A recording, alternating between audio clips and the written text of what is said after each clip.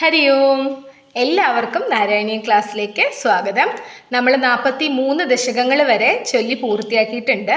ഇനി ചൊല്ലാനുള്ളത് 44ാമത്തെ ദശകമാണ്. 44ാമത്തെ ദശകം നാമകരണവും ജാതകഫല കഥനവുമാണ്. ഈ ദശകത്തിലാകെ 10 ശ്ലോകങ്ങളാണുള്ളത്. എല്ലാ ശ്ലോകങ്ങളും ഗീതി എന്ന വൃത്തത്തിലുമാണ് ഉള്ളത്. 2 പരിപാടി ഉണ്ടായിരുന്നു നവരാത്രിയോടനുബന്ധിച്ച്. അപ്പോൾ അതിൻ്റെയൊക്കെ തിരക്കുകളിൽ പെട്ടതുകൊണ്ട് കഴിഞ്ഞ ആഴ്ച എനിക്ക് വീഡിയോ എടുക്കാൻ തന്നെ സാധിച്ചില്ല. അതുകൊണ്ട് തന്നെ ഞാൻ ഇന്ന് 44ാമത്തെ ദശകത്തിൻ്റെ മുഴുവൻ ശ്ലോകങ്ങളും ചൊല്ലി അതിൻ്റെ വ്യാഖ്യാനവും കൂടി പറയുകയാണ്. അപ്പോൾ ചൊല്ലി തുടങ്ങാം. ഓം നമോ ഭഗവതേ വാസുദേവായ.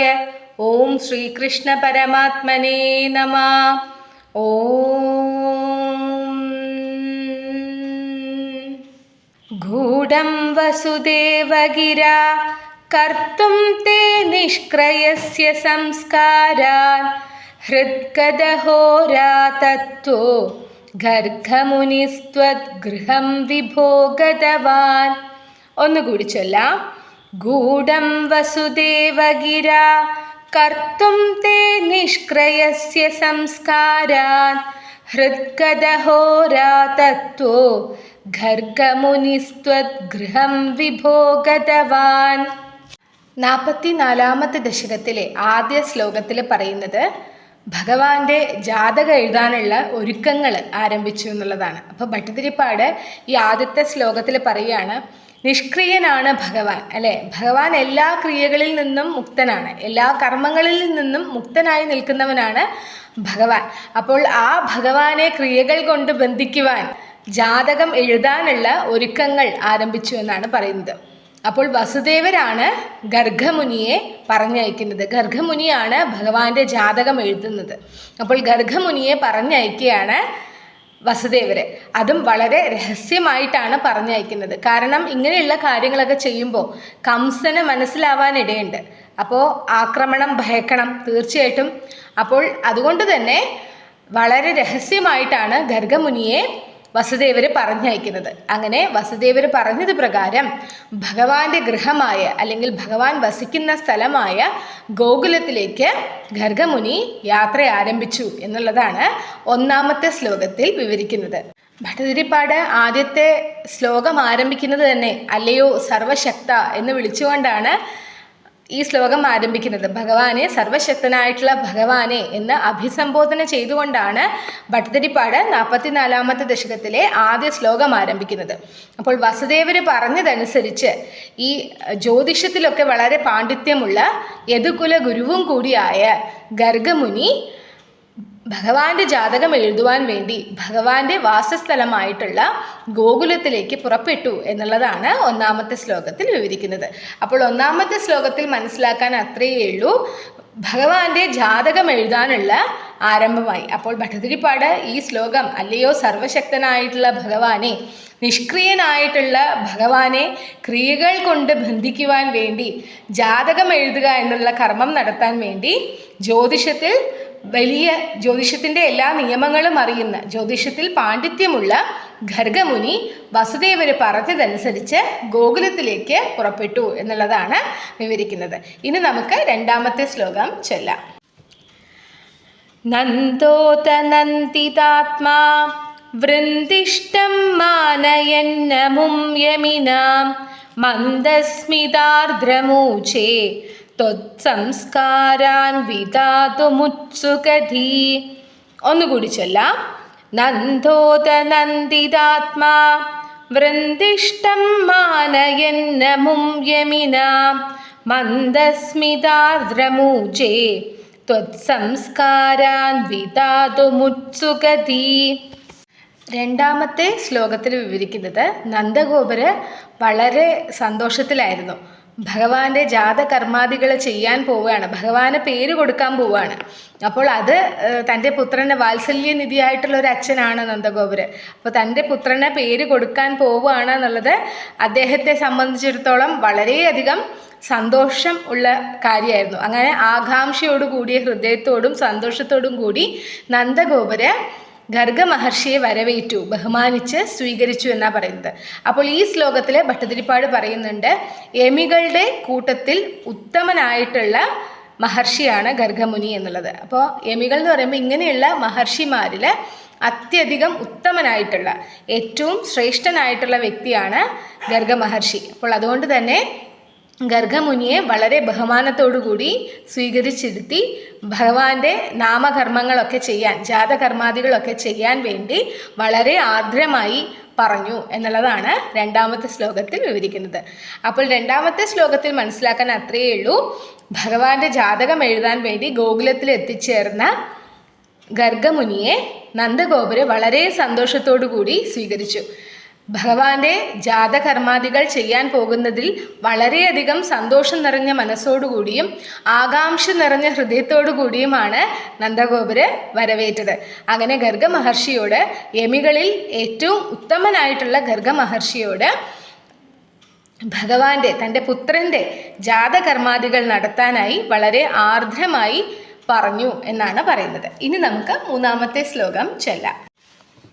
യദുവംശാചാര്യത്വാത് സുനിഭൃതമിദമാര്യകാര്യമിതി കഥയൻ ഗർഗോ നിർഗതപുളകശ്ചക്രേ തവ സാഗ്രജസ്യ നാമാനി. ഒന്നുകൂടി ചൊല്ലാം. യദുവംശാചാര്യത്വാത് സുനിഭൃതമിദമാര്യകാര്യമിതി കഥയൻ ഗർഗോ നിർഗതപുളകശ്ചക്രേ തവ സാഗ്രജസ്യ നാമാനി. മൂന്നാമത്തെ ശ്ലോകത്തിൽ വിവരിക്കുന്നത്, അങ്ങനെ ഗർഗമുനി ജാതകർമാദികളൊക്കെ നടത്താനുള്ള ഒരുക്കത്തിലായി. അപ്പോൾ ആ ആചാര്യൻ നന്ദഗോപരോട് പറഞ്ഞു, യദുവംശ ആചാര്യനാണ് ഞാൻ. അപ്പോൾ ഞാൻ ഇങ്ങനെ വന്ന് ജാതകർമാദികളെ നടത്തുന്നത് വളരെ രഹസ്യമായിരിക്കണം എന്ന് പറഞ്ഞു. അതെന്തുകൊണ്ടാണെന്ന് വെച്ചാൽ, കംസൻ ഇതറിഞ്ഞാൽ, യദുവംശത്തിൻ്റെ ആചാര്യൻ വന്ന് ഇങ്ങനെ ഒരു കുട്ടിയുടെ ജാതകർമാദികൾ നടത്തി എന്നറിഞ്ഞാൽ സ്വാഭാവികമായിട്ടും സംശയം തോന്നും, ആക്രമണം നടത്താനുള്ള സാധ്യതയും ഉണ്ട് അല്ലേ. കൃഷ്ണൻ എവിടെയാണ്, ദേവകിയുടെ 8ാമത്തെ പുത്രൻ എവിടെയാണെന്ന് പറഞ്ഞ് അന്വേഷിച്ച് നടക്കുകയാണ് കംസൻ. അപ്പോൾ അതറിഞ്ഞ് ഉപദ്രവിക്കാനുള്ള സാധ്യതയും കാണുന്നുണ്ട്. അപ്പോൾ അതുകൊണ്ട് വളരെ രഹസ്യമായിട്ടാണ് ഈ കർമ്മം നിർവഹിക്കേണ്ടത്. അത് നന്ദഗോപരോട് പറഞ്ഞു, വളരെ രഹസ്യമായിട്ടാണ് യദുവംശത്തിലെ ആചാര്യൻ വന്ന് ഇങ്ങനെ ജാതകർമാദികൾ നടത്തി എന്നുള്ളത് വളരെ രഹസ്യമായിരിക്കണം എന്ന് പറഞ്ഞുകൊണ്ട് ആ മഹർഷി വളരെ സന്തോഷം കൊണ്ട് രാമൻ്റെയും ശ്രീകൃഷ്ണൻ്റെയും ജാതകർമാദികൾ നടത്തി എന്നുള്ളതാണ് മൂന്നാമത്തെ ശ്ലോകത്തിൽ വിവരിക്കുന്നത്. അപ്പോൾ മൂന്നാമത്തെ ശ്ലോകത്തിൽ മനസ്സിലാക്കാൻ അത്രയേ ഉള്ളൂ. ഗർഗ മഹർഷി ഭഗവാന്റെ ജാതകർമാദികൾ നടത്തുന്നതിന് മുമ്പ് നന്ദഗോപരോട് അല്ലയോ മഹാത്മൻ, ആര്യ എന്നിങ്ങനെ അഭിസംബോധന ചെയ്തുകൊണ്ടാണ് പറഞ്ഞത്, ഈ യദുവംശത്തിൻ്റെ ഗുരുവായിട്ടുള്ള അല്ലെങ്കിൽ യദുവംശ ആചാര്യനായിട്ടുള്ള ഞാൻ ഈ കർമ്മം നടത്തുന്നത് വളരെ രഹസ്യമായിരിക്കണം എന്ന് പറഞ്ഞുകൊണ്ട് സന്തോഷം കൊണ്ട് രോമാഞ്ചമണിഞ്ഞവനായി ബലരാമൻ്റെയും കൃഷ്ണൻ്റെയും ജാതകർമാദികൾ നടത്തി എന്നാണ് മൂന്നാമത്തെ ശ്ലോകത്തിൽ വിവരിക്കുന്നത്. ഭാരതത്തിൻ്റെ പ്രാചീന ചരിത്രത്തിൽ 3 വംശങ്ങളാണ് പ്രധാനമായിട്ടും പറയുന്നത്. അതിൽ സൂര്യവംശം, ചന്ദ്രവംശം, യദുവംശം. ഇതിൽ സൂര്യൻ്റെയും ചന്ദ്രവംശത്തിലും കുലഗുരു എന്ന് പറയുന്നത് വസിഷ്ഠനാണ്. യദുവംശത്തിൻ്റെ കുലഗുരുവാണ് ഗർഗമുനി. അപ്പോൾ അതുകൊണ്ട് തന്നെ സ്വാഭാവികമായിട്ടും യദുവംശത്തിലെ ആചാര്യൻ, യദുവംശത്തിൻ്റെ കുലഗുരു വന്ന് ഇങ്ങനെ ഒരു കുട്ടിയുടെ, ഗോകുലത്തിലെ ഒരു കുട്ടിയുടെ ജാതകർമാദികൾ നടത്തി എന്ന് കംസൻ അറിഞ്ഞാൽ സംശയം വരാനുള്ള സാധ്യതയുണ്ട്. അതുകൊണ്ടാണ് വളരെ രഹസ്യമായിട്ട് ബലരാമൻ്റെയും ശ്രീകൃഷ്ണൻ്റെയും ജാതകർമാദികൾ നടത്തിയത് എന്നാണ് പറയുന്നത്. ഇനി നമുക്ക് 4ാമത്തെ ശ്ലോകം ചൊല്ലാം. കഥമസ്യ നാമ കുർവേ സഹസ്രനാംനോ ഹ്യനന്ദനാംനോ വാ ഇതി നൂനം ഗർഗമുനിശ്ചക്രേ തവ നാമരഹസി വിഭോ. ഒന്നുകൂടി ചൊല്ലാം. കഥമസ്യ നാമ കുർവേ സഹസ്രനാംനോ ഹ്യനന്ദനാംനോ വാ ഇതി നൂനം ഗർഗമുനിശ്ചക്രേ തവ നാമരഹസി വിഭോ. 4ാമത്തെ ശ്ലോകത്തിൽ ഭട്ടതിരിപ്പാട് പറയുന്നത്, ഭഗവാന് സഹസ്രനാമങ്ങളുണ്ട് അല്ലേ. 1000 വിഷ്ണു സഹസ്രനാമം എന്ന് നമ്മൾ പറയാറില്ലേ, 1000 നാമങ്ങളുണ്ട് ഭഗവാന്. അനന്തം നാമമുള്ളവൻ എന്നും പ്രസിദ്ധമാണ് ഭഗവാൻ. അപ്പോൾ ആ ഭഗവാന്, ആ ബാലകന് എങ്ങനെയാണ് പേര് നൽകുന്നത് എന്ന് ആലോചിച്ചിട്ടായിരിക്കാം ആ ഗർഗ മഹർഷി വിഭുവായിട്ടുള്ളവനെ അങ്ങയുടെ നാമകരണം വളരെ രഹസ്യമായി ചെയ്തത് എന്ന് ഭട്ടതിരിപ്പാട് 4-ാമത്തെ ശ്ലോകത്തിൽ പറയുകയാണ്. അതായത് ഭഗവാന് സഹസ്രനാമങ്ങളുണ്ട്, 1000 നാമങ്ങളുണ്ട് ഭഗവാന്. അതാണല്ലോ നമ്മൾ വിഷ്ണു സഹസ്രനാമത്തിൽ ചൊല്ലുന്നത്. അപ്പോൾ അങ്ങനെ 1000 നാമങ്ങളുണ്ട്, അനന്തനാമങ്ങൾ, അതായത് എണ്ണിയാലൊടുങ്ങാത്തത്ര നാമങ്ങളുള്ളവൻ എന്ന് പേരും കൂടിയുണ്ട്. അങ്ങനെയും കൂടി പറയും ഭഗവാനെ. അപ്പോൾ അത്രയും നാമങ്ങളുള്ള ഈ ബാലകന് എങ്ങനെയാണ് ഒരു പേര് താൻ നിശ്ചയിക്കുന്നത് എന്ന് ഗർഗ മഹർഷി ചിന്തിച്ചത് കൊണ്ടാവാം വളരെ രഹസ്യമായിട്ട് ഭഗവാന്റെ നാമകരണം ചെയ്തത് എന്നാണ് 4-ാമത്തെ ശ്ലോകത്തിൽ ഭട്ടതിരിപ്പാട് വിവരിക്കുന്നത്. അപ്പോൾ 4-ാമത്തെ ശ്ലോകത്തിൽ മനസ്സിലാക്കാൻ അത്രയേ ഉള്ളൂ. അത് ഭട്ടതിരിപ്പാടിൻ്റെ മനസ്സിൽ തോന്നുന്നൊരു തോന്നലാണ് പറയുന്നത്. സഹസ്രനാമങ്ങളുള്ളവനും അനന്തനാമത്തോടുകൂടി പ്രസിദ്ധമായവനുമായിട്ടുള്ള ഈ ഭഗവാന്, ഈ ജഗന്നാഥന് എങ്ങനെയാണ് താൻ പേര് നൽകുന്നത് എന്ന് ചിന്തിച്ചിട്ടായിരിക്കാം ഗർഗ മഹർഷി അത് വളരെ രഹസ്യമായിട്ട് ചെയ്തത് എന്നാണ് പറയുന്നത്. ഇനി നമുക്ക് 5-ാമത്തെ ശ്ലോകം ചൊല്ലാം. കൃഷിതാതുണകാരാഭ്യാം സത്താനന്ദാത്മതാം കിലാഭിലപത് ജഗതകർഷിത്വം വാ കഥയദൃശി കൃഷ്ണനാമതേ വ്യതനോത്. ഒന്നുകൂടി ചൊല്ലാം. കൃഷിധാതുണകാരാഭ്യാം സത്താനന്ദാത്മതാം കിലാഭിലപത് ജഗതകർഷിത്വം വാ കഥയദൃശി കൃഷ്ണനാമതേ വ്യതനോത്. 5-ാമത്തെ ശ്ലോകത്തിൽ ഭട്ടതിരിപ്പാട് ഗർഗ മഹർഷി ഭഗവാന് കൃഷ്ണൻ എന്ന പേര് നൽകിയതിനെ കുറിച്ചാണ് പറയുന്നത്. കൃഷ് ധാതുവും ന കാരവും യഥാക്രമം സത്തയെയും ആനന്ദത്തെയുമാണ് ദ്യോതിപ്പിക്കുന്നത്. കൃഷ് സത്തയും നകാരം ആനന്ദത്തെയും ദ്യോതിപ്പിക്കുന്നു. അതായത് ലോകങ്ങളുടെ പാപങ്ങളെ ഇല്ലാതാക്കി ആ പരബ്രഹ്മത്തിലേക്ക് നയിക്കുന്നവൻ എന്ന അർത്ഥം കൂടി കൃഷ്ണൻ എന്ന പദത്തിനുണ്ട്. ലോകങ്ങളുടെ പാപങ്ങളൊക്കെ ഇല്ലാതാക്കി യഥാർത്ഥ ആനന്ദത്തിലേക്ക്, യഥാർത്ഥ പരമാനന്ദത്തിലേക്ക് നയിക്കുന്നവൻ എന്ന അർത്ഥത്തിൽ ഗർഗ മഹർഷി ഭഗവാന് കൃഷ്ണൻ എന്ന് പേരിട്ടു എന്നാണ് 5-ാമത്തെ ശ്ലോകത്തിൽ വിവരിക്കുന്നത്. അപ്പോൾ 5-ാമത്തെ ശ്ലോകത്തിൽ അത്രയേ മനസ്സിലാക്കാനുള്ളൂ. ഭഗവാന്റെ നാമകരണം അവിടെ നടക്കുകയാണ്. കൃഷ് ധാതുവും ന കാരവും യഥാക്രമം സത്തയും ആനന്ദത്തെയും ദ്യോതിപ്പിക്കുന്നു. സത്ത എന്ന് പറയുന്നത് ഉണ്മയാണ്. അപ്പോൾ അങ്ങനെ ആ ഉണ്മയെയും ആനന്ദത്തെയും ദ്യോതിപ്പിക്കുന്നതാണ് കൃഷ്ണൻ എന്ന പേര്. ലോകങ്ങളുടെ പാപങ്ങളെ ഇല്ലാതാക്കാൻ വേണ്ടി അല്ലേ ഭഗവാൻ കൃഷ്ണൻ ഇവിടെ അവതരിച്ചത് തന്നെ അനീതിക്കെതിരെ നിൽക്കാനാണ് അല്ലേ. ലോകത്തിലെ പാപങ്ങളൊക്കെ തുടച്ചു മാറ്റി ആ ഒരുവനെ മോക്ഷത്തിലേക്ക് നയിപ്പിക്കുന്നവൻ, അല്ലെങ്കിൽ ആ പരബ്രഹ്മത്തിലേക്ക് തന്നെ ലയിപ്പിക്കുന്നവൻ, അതാണ് പരമാനന്ദം എന്ന് പറയുന്നത്. അങ്ങനെ ആ അർത്ഥത്തിൽ കൃഷ്ണൻ എന്ന പേര് ഗർഗ മഹർഷി നൽകി എന്നാണ് പറയുന്നത്. ഇനി നമുക്ക് 6-ാമത്തെ ശ്ലോകം ചൊല്ലാം. അന്യാംശ്ച നാമഭേദാൻ വ്യാകുർവന്നഗ്രജേ ച രാമാദീൻ അതിമാനുഷാനുഭാവം ന്യഗതത്വാമപ്രകാശയൻ പിത്രേ. ഒന്നുകൂടി ചൊല്ലാം. അന്യാംശ്ച നാമഭേദാൻ വ്യാകുർവന്നഗ്രജേ ച രാമാദീൻ അതിമാനുഷാനുഭാവം ന്യഗതത്വാമപ്രകാശയൻ പിത്രേ. 6-ാമത്തെ ശ്ലോകത്തിൽ പറയുന്നത് ഗർഗ മഹർഷി അങ്ങനെ വേറെ നാമങ്ങളും ഭഗവാന് വേറെയും പേരുകളുണ്ടല്ലോ, വസുദേവാദി നാമങ്ങളൊക്കെ പറഞ്ഞു കൊടുത്തു.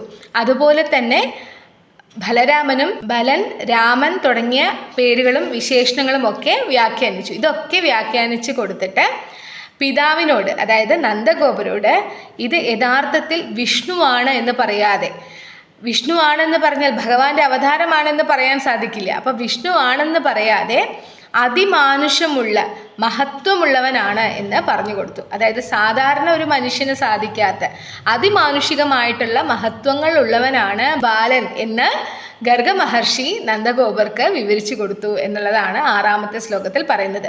അതായത് ഭഗവാൻ വിഷ്ണു ആണെന്ന് നേരിട്ട് പറയാതെ വളരെ മഹത്വമുള്ളവനാണ്, അതിമാനുഷ്യമായിട്ടുള്ള മഹത്വമുള്ളവനാണ് ഈ ബാലൻ എന്ന് മാത്രം വിവരിച്ചു.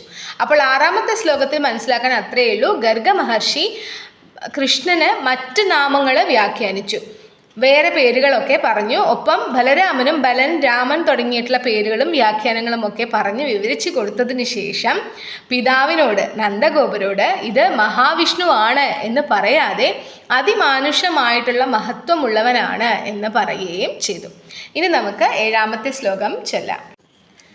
സ്നിഹ്യതിയസ്തവ പുത്രേ മുഹ്യതി സനമായികൈ പുനശോകൈ ദ്രുഹ്യതി യസ്സതു നശ്യേദിത്യവദത്തെ മഹത്വം ഋഷിവര്യ.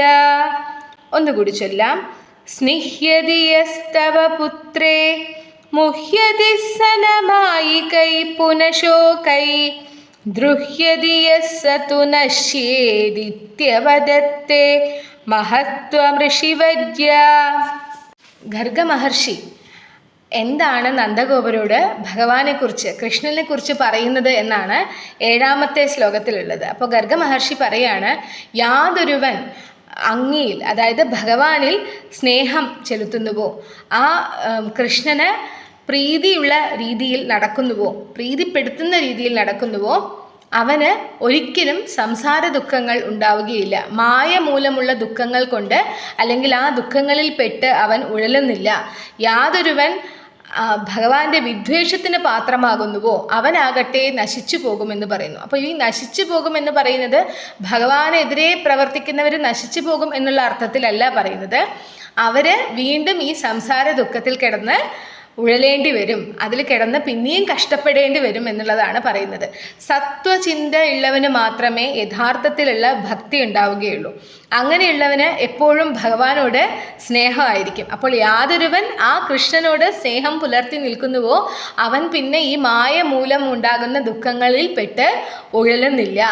ആരാണോ ഭഗവാനെതിരെ, അതായത് വിദ്വേഷത്തോടെ നിൽക്കുന്നത്, ആ ഒരുവൻ വീണ്ടും സംസാര ദുഃഖങ്ങളിൽ പെട്ട് ഉഴലും എന്നുള്ളതാണ് ഇതിൽ നമ്മൾ മനസ്സിലാക്കേണ്ടുന്ന അർത്ഥം. അപ്പോൾ അത്രയേ ഉള്ളൂ 7ാമത്തെ ശ്ലോകത്തിൽ മനസ്സിലാക്കാൻ. ഗർഗ മഹർഷി കൃഷ്ണനെക്കുറിച്ച് നന്ദഗോപർക്ക് വിവരിച്ചു കൊടുക്കുകയാണ്. അപ്പോൾ അതിൽ പറയുന്നു, യാതൊരുവൻ ഈ പുത്രനോട് സ്നേഹത്തോടു കൂടി നിൽക്കുന്നുവോ അവൻ പിന്നെ ഈ മായ ആകുന്ന ദുഃഖങ്ങളിൽ പെട്ട് ഉഴലുന്നില്ല. അവൻ എല്ലാ ഐശ്വര്യങ്ങളും വന്നു ചേരും. എന്നാൽ യാതൊരുവൻ ഇവനെ വിദ്വേഷം വെച്ച് പുലർത്തുന്നുവോ അവനാവട്ടെ നശിച്ചു പോകും, അതായത് സംസാര ദുഃഖങ്ങളിൽ കിടന്ന് ഉഴലേണ്ടി വരും എന്ന് പറയുന്നു. അത്രയേ ഉള്ളൂ. ഇനി നമുക്ക് 8ാമത്തെ ശ്ലോകം ചൊല്ലാം.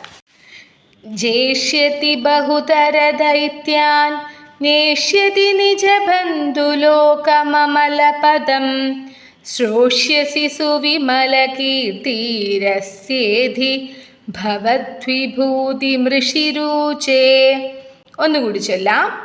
ജേഷ്യതി ബഹുതര ദൈത്യാൻ നേഷ്യതി നിജബന്ധുലോകമമലപദം ശ്രോഷ്യസി സുവിമലകീർത്തിരസ്യേധി ഭവദ്വിഭൂതി മൃഷിരൂചേ. 8ാമത്തെ ശ്ലോകത്തിൽ പറയുന്നത് ഗർഗ മഹർഷി നന്ദഗോപരോട് പറയാണ്. ജാതകർമാദികൾ നടത്തുമ്പോൾ അങ്ങനെ തന്നെയാണല്ലോ അല്ലേ, ആ ജാതകത്തിൽ എന്തൊക്കെയാണ് ഉള്ളത് എന്ന് വിവരിച്ചു കൊടുക്കുമല്ലോ. അപ്പോൾ അതുപോലെ ഭഗവാനെക്കുറിച്ച്, കൃഷ്ണനെക്കുറിച്ച് വിവരിച്ചു കൊടുക്കുകയാണ് ഗർഗ മഹർഷി. മഹർഷി പറയാണ്, ഈ ഉണ്ണി വളരെയധികം അസുരന്മാരെ ജയിക്കും, തൻ്റെ ഇഷ്ടജനങ്ങളെ ദുഃഖരഹിതമായിട്ടുള്ള സ്ഥാനങ്ങളിലേക്ക് എത്തിക്കും. അതായത് കൃഷ്ണനെ ഇഷ്ടമുള്ളവർക്ക്, കൃഷ്ണനോട് സ്നേഹമുള്ളവർക്ക്, തന്നെ സ്നേഹിക്കുന്നവരെ വളരെ ദുഃഖരഹിതമായിട്ടുള്ള സ്ഥാനങ്ങളിലേക്ക് എത്തിക്കും.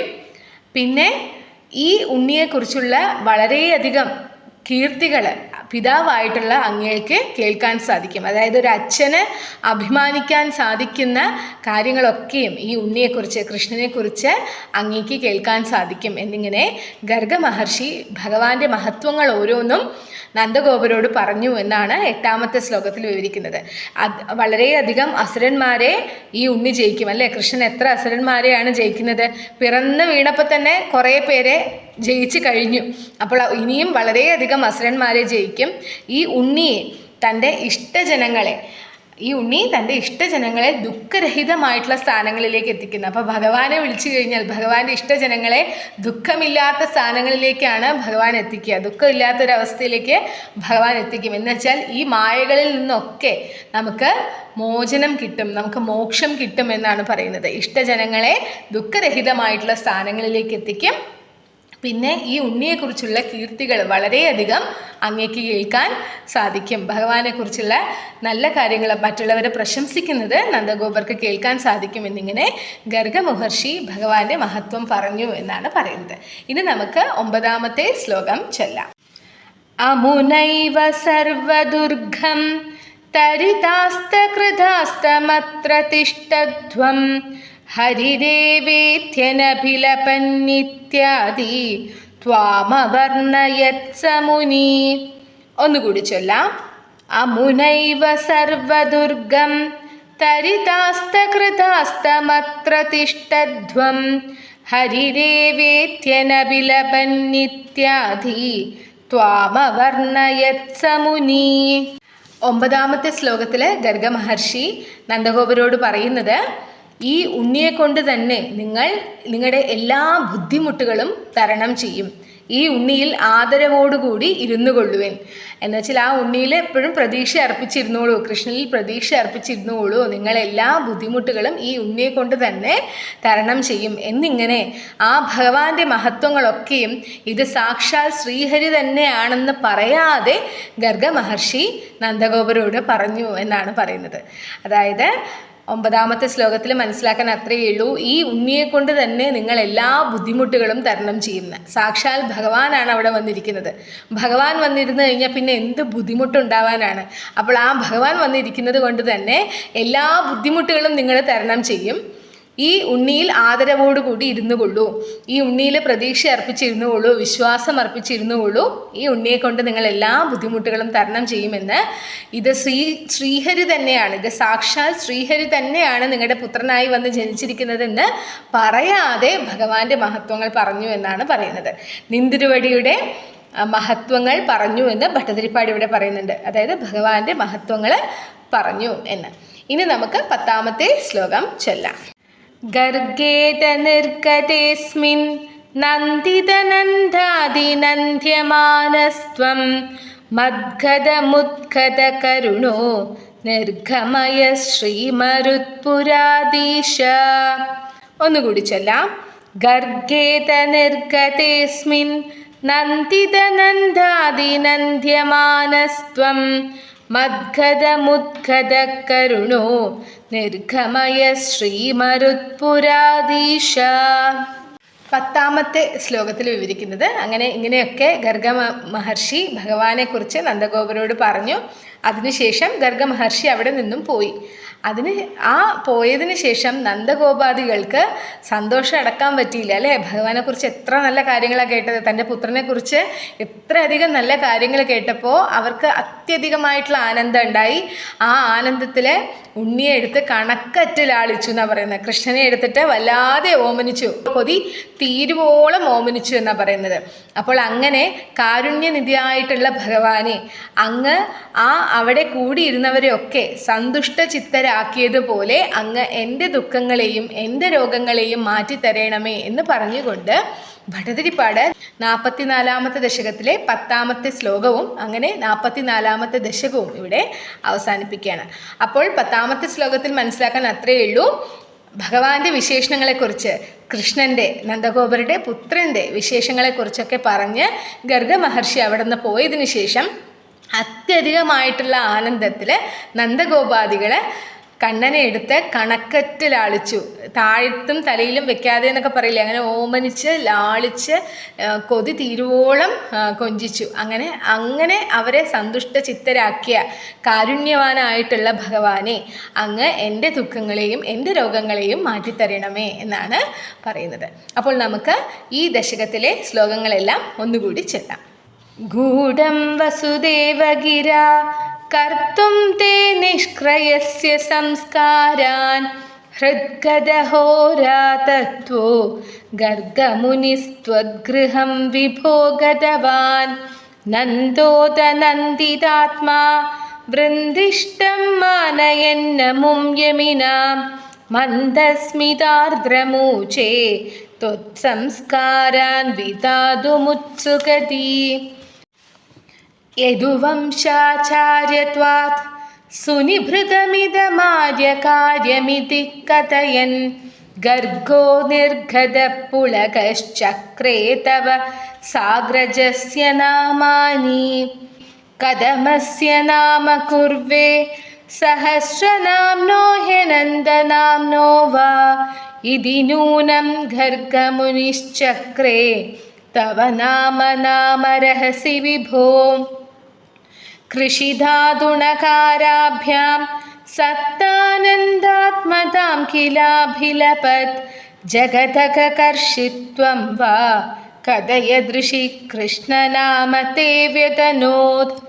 അന്യാംശ നാമഭേദാൻ വ്യാകുർവന്നഗ്രജേ ച രാമാദീൻ അതിമാനുഷാനുഭാവം ന്യഗതത്വാമ പ്രകാശയൻ പിത്രേ. സ്നിഹ്യതി യസ്തവ പുത്രേ മുഹ്യതി സനമായികൈ പുനഃശോകൈ ദ്രുഹ്യതി യസ്സതു നശ്യേദിത്യവദത്തെ മഹത്വമൃഷിവര്യ. ജേഷ്യതി ബഹുതരദൈത്യാൻ നേഷ്യതി നിജബന്ധുലോകമമലപദം ശ്രോഷ്യസി സുവിമലകീർത്തിരസ്യേധി ഭവദ്വിഭൂതിമൃഷിരുചേ. അമുനൈവ സർവദുർഗം തരിതാസ്തകൃതാസ്തമത്ര തിഷ്ടധ്വം ഹരിരേവേത്യനബിലപന്നിത്യാധി ത്വാമവർണയത്സമുനി. ഗർഗേത നിർഗതേസ്മിൻ നന്ദിതനന്ദാദിനന്ദ്യമാനസ്ത്വം മദ്ഗതമുത്കദകരുണോ നിർഗമയ ശ്രീമരുത്പുരാധീശ. സർവത്ര ഗോവിന്ദനാമ സങ്കീർത്തനം. ഗോവിന്ദ ഗോവിന്ദ. അപ്പോൾ അങ്ങനെ 44-ാമത്തെ ദശകം പൂർണ്ണമായിട്ടും ഇന്നത്തെ വീഡിയോയിൽ ചൊല്ലിയിട്ടുണ്ട്. കഴിഞ്ഞ ആഴ്ച വീഡിയോ ഇടാൻ പറ്റാത്തത് കൊണ്ടാണ് ഇങ്ങനെ ചൊല്ലിയത്. അപ്പോൾ അതുകൊണ്ട് തന്നെ എല്ലാവർക്കും പഠിക്കാൻ ബുദ്ധിമുട്ടുണ്ടാവില്ല എന്ന് ഞാൻ വിശ്വസിക്കുകയാണ്. ഒന്നിച്ച് ചൊല്ലേണ്ടി വന്നു. കാരണം വെറുതെ ഇനി പുറകോട്ടാവണ്ടെന്ന് കരുതിയിട്ടാണ് ഞാൻ ഒന്നിച്ച് ചൊല്ലിയത്. അപ്പോൾ എല്ലാവരും ഇതുപോലെ തന്നെ തുടർന്നും വീഡിയോസൊക്കെ കാണണം. ഈ വീഡിയോസൊക്കെ ഉപകാരപ്രദമാവും എന്ന് തോന്നുന്നവരിലേക്ക് ഷെയർ ചെയ്തെത്തിക്കുക. എന്തെങ്കിലും അഭിപ്രായങ്ങളുണ്ടെങ്കിൽ തീർച്ചയായിട്ടും കമൻറ്റുകളിൽ അറിയിക്കുകയും വേണം. വിജയദശമി ദിവസം നമ്മുടെ ഉജ്ജ്വൽ ഡാൻസ് സ്റ്റുഡിയോയിൽ പുതിയ ബാച്ചിലേക്കുള്ള അഡ്മിഷനാണ്. അപ്പോൾ ഓഫ്ലൈൻ ക്ലാസ്സസ് എന്തായാലും നമ്മളൊക്കെ പല സ്ഥലങ്ങളിൽ നിന്നുള്ളവരാണെന്നറിയാം. അപ്പോൾ ഓൺലൈൻ ക്ലാസ്സിന് ഇനി ആർക്കെങ്കിലും താല്പര്യം ഉണ്ടെന്നാണെങ്കിൽ ഇത് നിങ്ങൾക്ക് പരിചയമുള്ളവരോടൊക്കെ പറഞ്ഞു കൊടുക്കും. ആ നമ്പർ ഞാനതിൽ നമ്മുടെ ചാനലിൽ തന്നെ അതിൻ്റെ ആഡ് ഇട്ടിട്ടുണ്ടായിരുന്നു. അതിൽ ഫോൺ നമ്പർ ഉണ്ട്. അതിലൊരു മെസ്സേജ് അയച്ചാൽ മതി. ഓൺലൈനിൽ പുതിയ ബാച്ചിലേക്ക് സ്റ്റാർട്ട് ചെയ്യാം. വർക്കിംഗ് വിമനാണെങ്കിലും ഹോം മേക്കേഴ്സിനാണെങ്കിലും പ്രത്യേകം പകൽ ബാച്ചുകളുണ്ട്. അപ്പോൾ അതുകൊണ്ട് ആർക്കെങ്കിലും താല്പര്യം ഉണ്ടെങ്കിൽ തീർച്ചയായിട്ടും പറയാം കേട്ടോ. അപ്പോൾ അടുത്ത വീഡിയോ ആയിട്ട് 45-ാമത്തെ ദശകമായിട്ട് വരാം. അതുവരെ ഹരി ഓം.